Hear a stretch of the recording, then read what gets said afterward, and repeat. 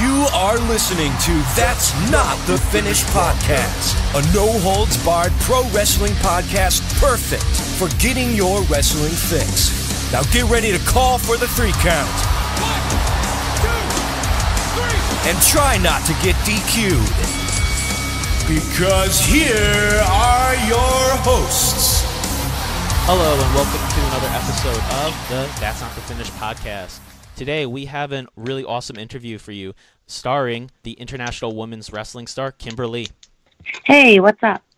All right, awesome. So thank you so much for coming onto the show. We have some questions to ask you, so I hope you're excited to answer them. Yeah, I'm excited. Yeah. Yeah. All right. So I understand that you actually started training at the CZW Pro Wrestling School. So can you tell us a little bit about your time spent in CZW? Yeah, I did start there. I was primarily under Drew Gulak at my time there, so I kind of associate him as my main trainer. But I did get to work with other people like Sammy Callahan, Dean Ambrose, B-Boy, Drake Younger, lots of cool people just through the training. And when I started, I was the only female student that they had, so it was definitely intense for me. Nothing was taken easy on me. I had to work just as hard as everybody else and do all the same drills as the boys. But I think that was a good thing. It made me stronger in the end. So when you first came onto the scene in CZW, when you were training, how did it feel initially to notice that you were the only female in the training program? I was already told going in that I was the only female they were going to have, so I knew kind of what I was getting myself into. But for me, from the beginning when I started, intergender wrestling was something I always wanted to do. So for me, I guess it was just kind of natural for me to go into a training program that was all males. And wrestling is predominantly male sport, and so it just, I think for most girls, that's just kind of how it ends up. We're like one of very few, if not the only one.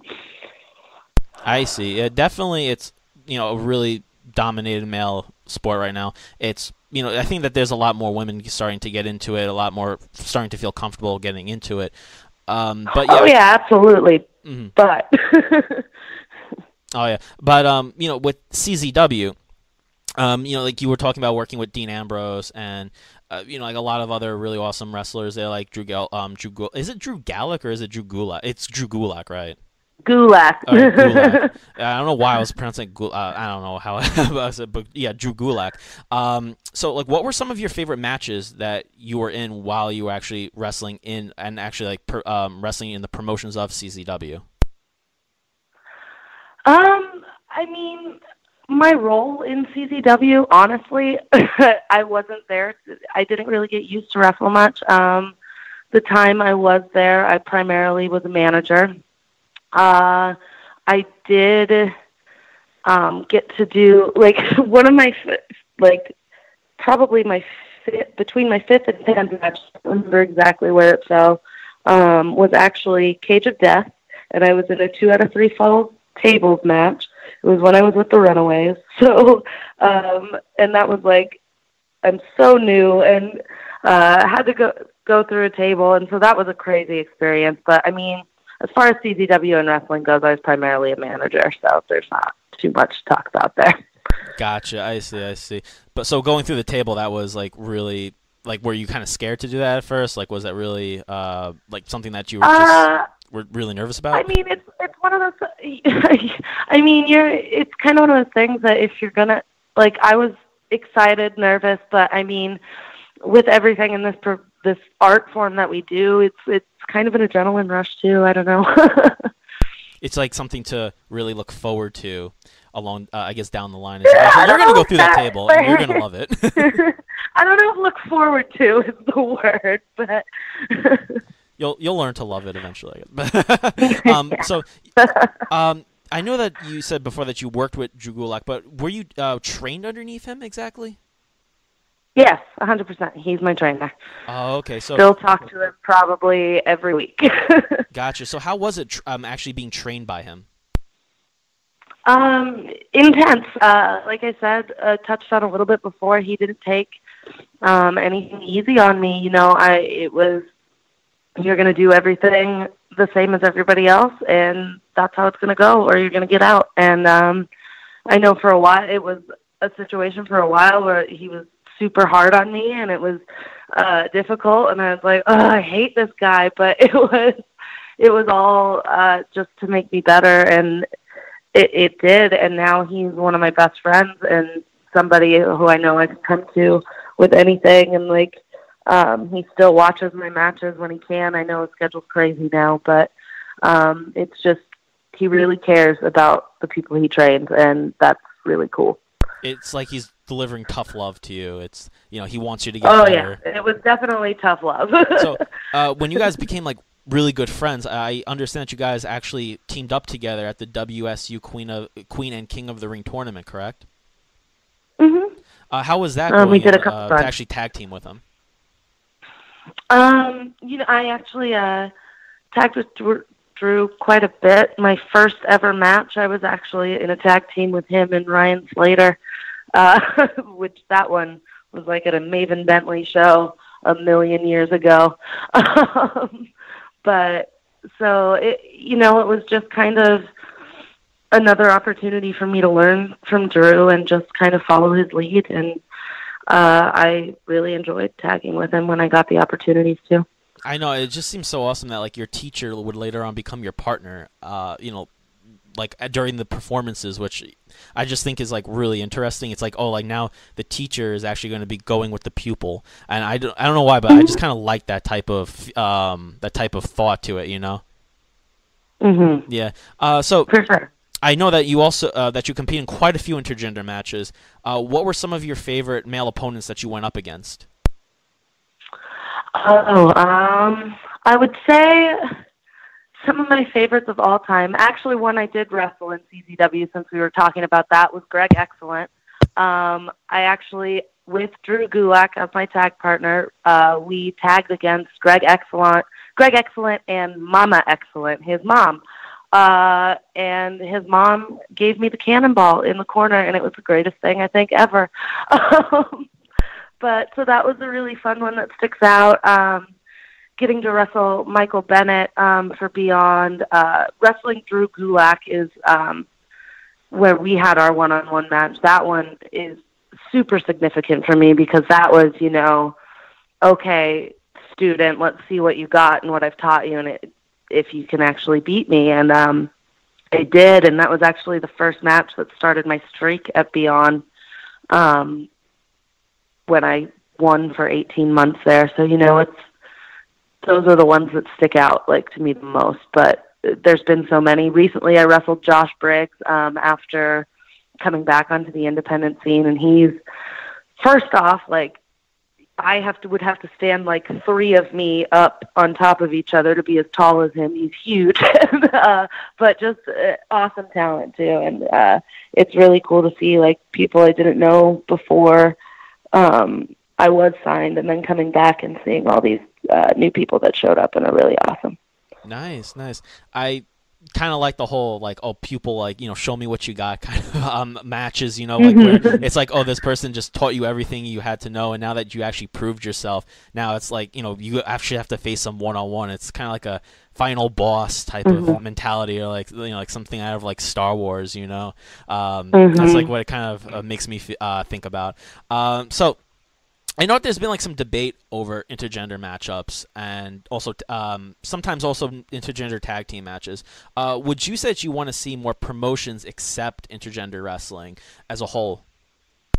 Oh yeah, absolutely. That's been what I've advocated for the longest time. And one of the times, like the biggest thing I run into is, oh, that promotes some form of domestic violence. But here's my standpoint on it.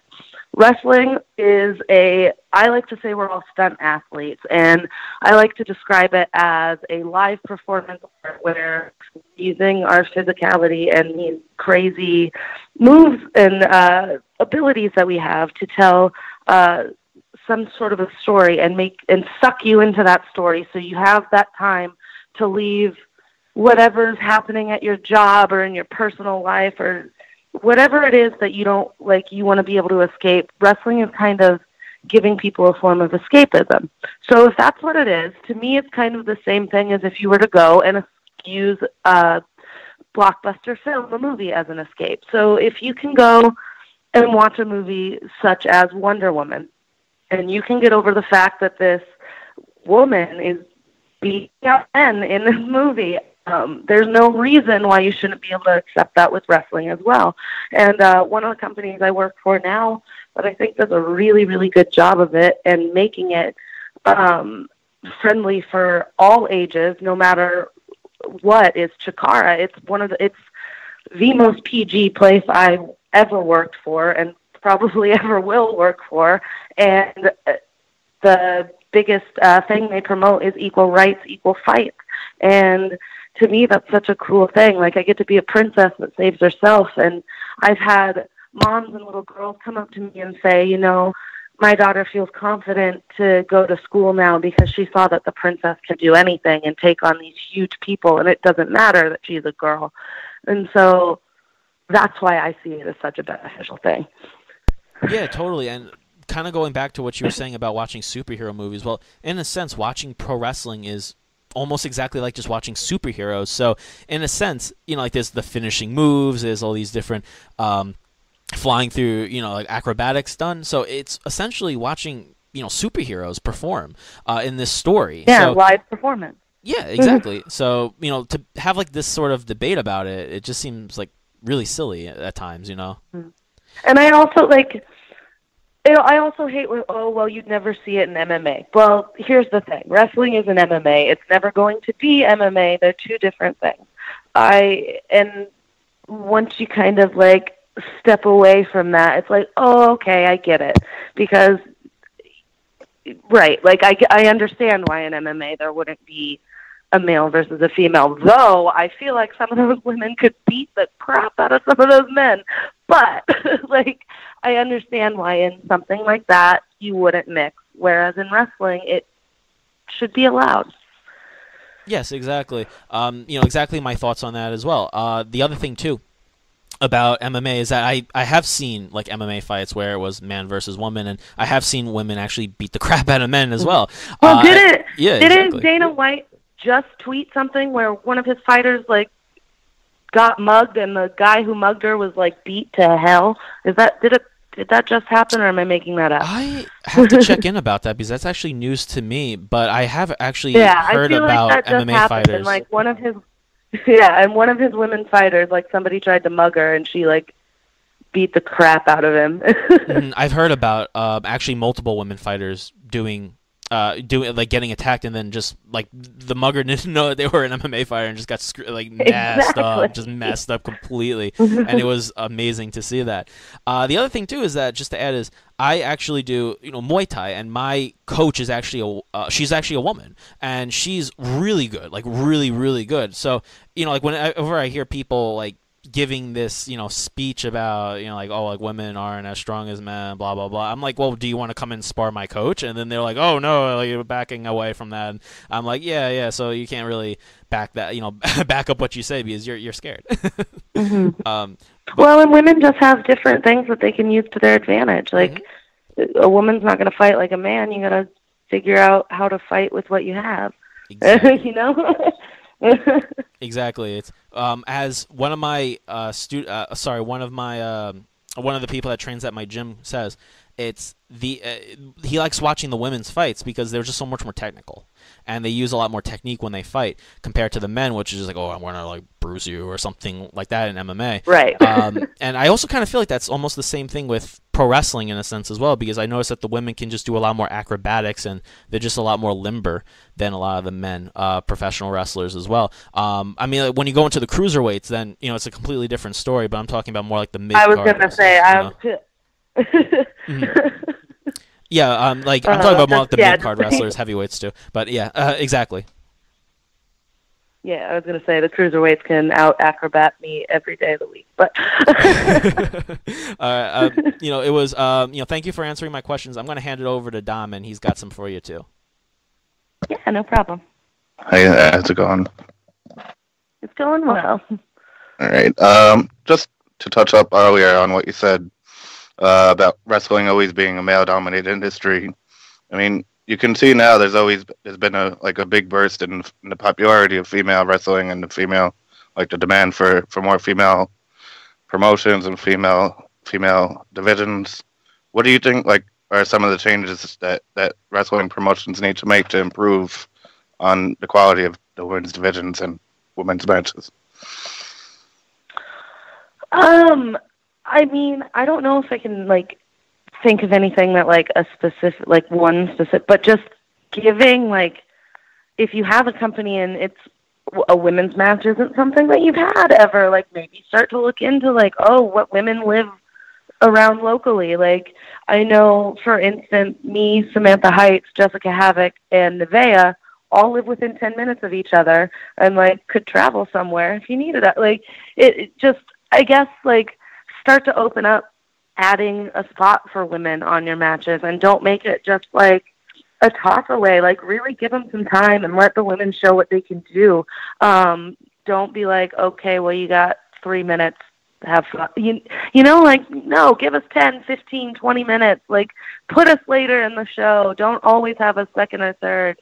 Just stuff like that, Mm-hmm. That's mainly what everyone, all they really want is to be given the major chance. That's in the same, it just seems that they just want the same amount of time and the same equality as all the other matches.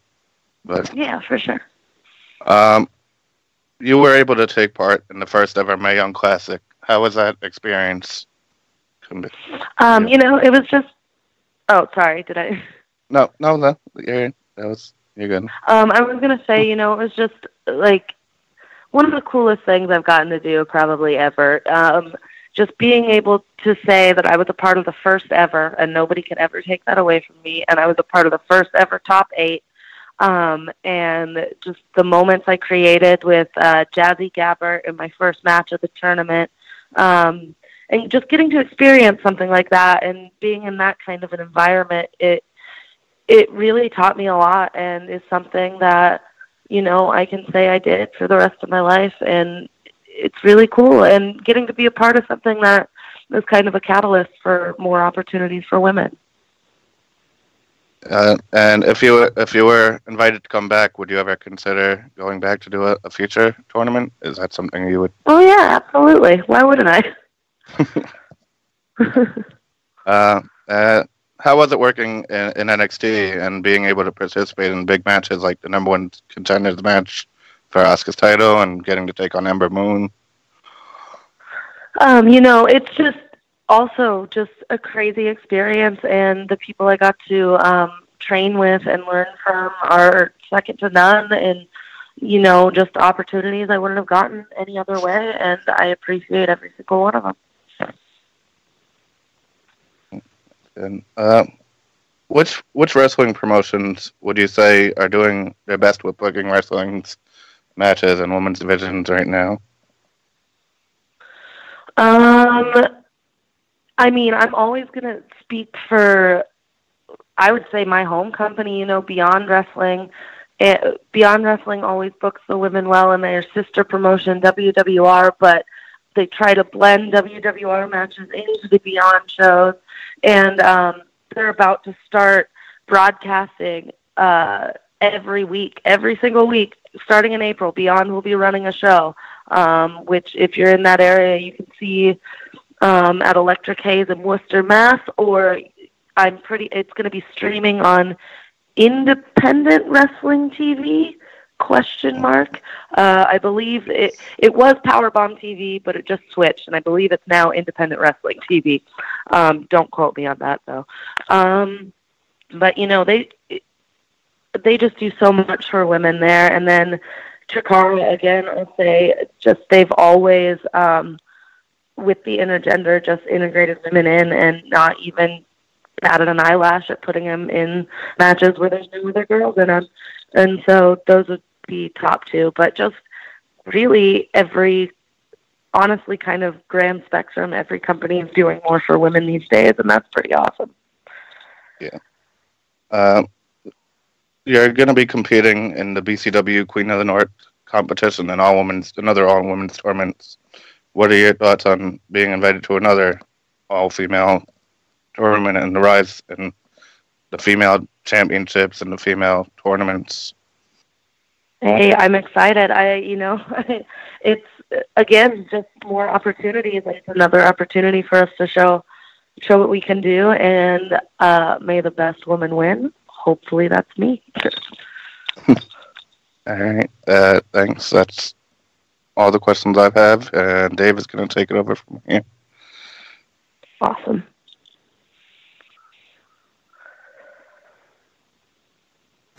Hey, Kimber Lee, how you doing? I'm well. You're good? Okay.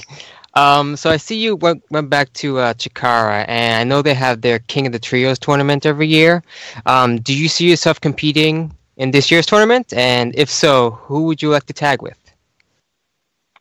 Well, I'm one half of their current Campeonatos de Parejas, which is their tag titles. Mm-hmm. So I can see myself being at King of Trios. Nice. I don't know. Usually the tag champions are in a trio of some sort, so I'm assuming I would have to be with my unwilling partner. It's a long story if you don't follow it. Mm-hmm. I'm the unwilling partner. Yeah. But my partner, the Whisper, Nice. I would assume would have to be in my trio with me. But and then I don't know who else. The season has not even begun there, so we have Right. to see what unfolds still. Right. And the only reason I didn't compete this last year was because I was on tour in Japan. So absolutely, unless there's something like that, I will be there. Right. Yeah, I'm sure you'll find somebody when the time comes. So I see recently you transitioned over to Stardom, and you participate in the 5-star Grand Prix. Since you're fairly new to the roster, what are you looking forward to working in Stardom? I mean, that was, they invited me over for the 5-star Grand Prix, and it was awesome. I got to be there for roughly 2 months, I think it was, and Right. just getting to see a place like Tokyo, it's like almost like a different world, and it was just cool to be able to experience that. And it's also, you just see how universal the language of wrestling is. Right. And I mean, I would love to be invited back. Hope you'll see me back there. It'd be great. Yeah. All right. Cool. So who are your 3 favorite wrestlers right now on the scene? Oh, If you had to I choose. never really. That's the thing. I never really pick there's so many I like at all times. Like, I just never pick a favorite. Right. It's like a terrible question to ask me, unfortunately. Let me think. I'll do it with this. 2 up-and-coming women that I've been working with a lot lately, that I think this year they've already created a lot of buzz, but I feel like this year is going to be like way bigger for the 2 of them, and that's Kylie Ray out of Chicago, and Hot Scoop Skyler out of the New England, Massachusetts area. Both of them have been doing some really amazing things, and I think they're gonna explode this year. So I'll go with that. Nice. We'll keep an eye out for those 2. So how was the locker room environment in NXT, say, compared to the Indies? I mean, I would say both in their own way. We're just sisterhoods. Everybody was there and working for the same thing and just trying to help each other. And I feel like there's a lot more of it. I would say the biggest difference is that you're just kind of always with the same people at NXT, whereas I feel like being in an independent locker room, you see a lot more people because you travel all over the place, and it's different people in each area. And so I guess the only difference is size. Gotcha. All right. Okay, my final question to you. I see that you follow a very vegan diet and you promote a vegan lifestyle. right? Would you say there's a rise of vegan athletes in pro wrestling today? Yeah, I mean, I think there's just, in general, veganism is rising as a movement altogether. So, of course, you're going to see more of them in professional wrestling. But, I mean, a lot of people, like, for me, it's more, I'm an ethical vegan, and it's to help the planet and the animals and to make it so there is a planet for us, and just trying to do it less harm and more compassion. That's really all it is. I'm not, yes, sometimes some of the things I can post can be a little loud and like, whoa, that's that's kind of in my face and extreme, but sometimes that's to kind of jar people and get them to look a little deeper into something. I'm never trying to push stuff in people's face. I'm posting it on my own pages. You have all the free will in the world to just scroll on by. That does not bother me. And you know, for me, it's like I said, it's just to make a better world for all of us, because when you start to research it, it's not just like it's not just about what happens in the slaughterhouses. It's about like what's happening to our planet. Like scientists have already said that we've got 12 years, or about 12 years until our global warming is completely irreversible. That's scary. And the biggest way you can affect that is vegan diet. So right. Yeah. Okay. If you had to choose, what's your favorite vegan dessert? Oh, well, I mean, anything can be vegan. I don't know. Vegan cupcakes. I'll go with that. Or donuts. Yeah, nice. All right. So that's all the questions that we had for you today. Thank you for the amazing interview. It was a pleasure having you on. Yeah, thanks for having me and dealing with my sickness. I'm surprised I didn't cough more. No problem at all. And we hope that you start feeling better really quickly. I'm getting there. I ran 4 miles today, so I'm doing better. It's just still a little bit. Yeah, little, step by step. Yeah. All right. Well, thank you very much. That's Kimber Lee for you, and we'll catch you next time on That's Not the Finish.